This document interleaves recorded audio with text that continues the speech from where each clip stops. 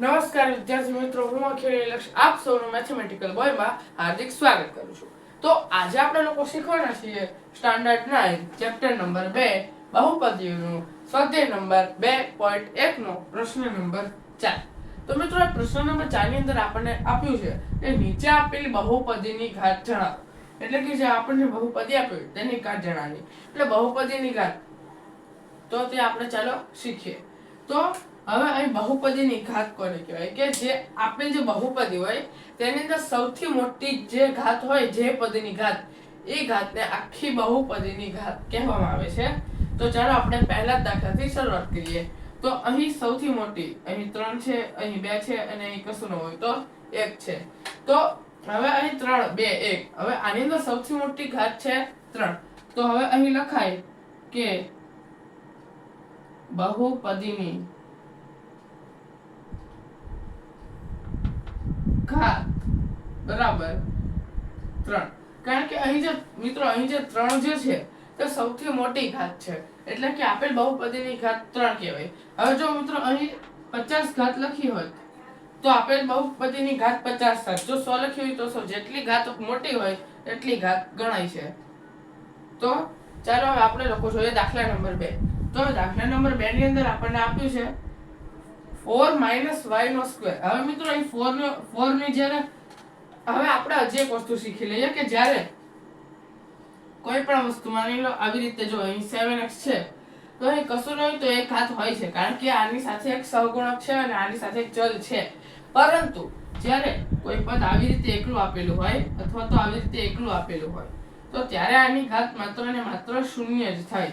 અને જેની ઘાત 0 હોય તેનું મૂલ્ય, માન લો 100 ની ઘાત 0 છે ને તો તેનું મૂલ્ય માત્ર 1 જ આવશે.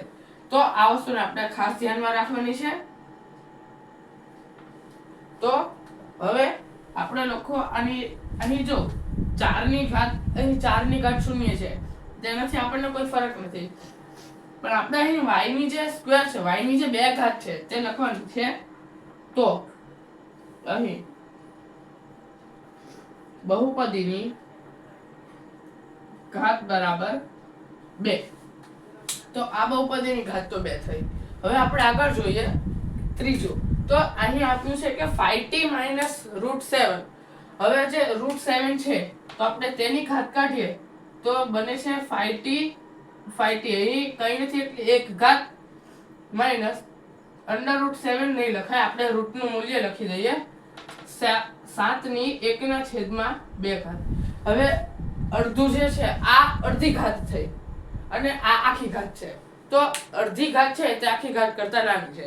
આથી આપેલ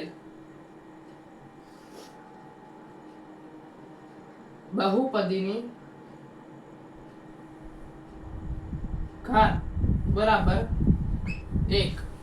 હવે મિત્રો અહીં એક ઘાત અને હવે મેં તમને અહીં શીખવ્યું હતું એ પ્રમાણે અહીં માત્ર એકલો 3 આપ્યો છે. 3 ની સાથે કોઈ ચલ નથી, તે 3 નો કોઈ સહગુણક નથી. આથી 3 ની ઘાત કેવી ગણાશે? 0.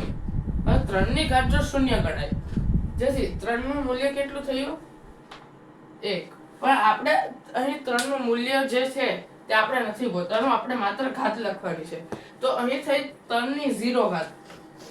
જેથી અહીં આપણે લખીશું આપેલ બહુપદીની ઘાત બરાબર 0 કૌંસમાં 0. તો મિત્રો આની સાથે જ અહીં આપણો પ્રશ્ન નંબર 4 પૂર્ણ થાય છે. તો જો તમને મારો વિડીયો ગમ્યો હોય તો મારા વિડીયોને લાઈક કરજો, શેર કરજો, મારી ચેનલ સબસ્ક્રાઇબ કરજો અને નોટિફિકેશન બેલને ઓન કરજો, જેથી મારા નવા વિડીયોના તમામ નોટિફિકેશન સૌપ્રથમ આપ સુધી પહોંચી શકે. ધન્યવાદ.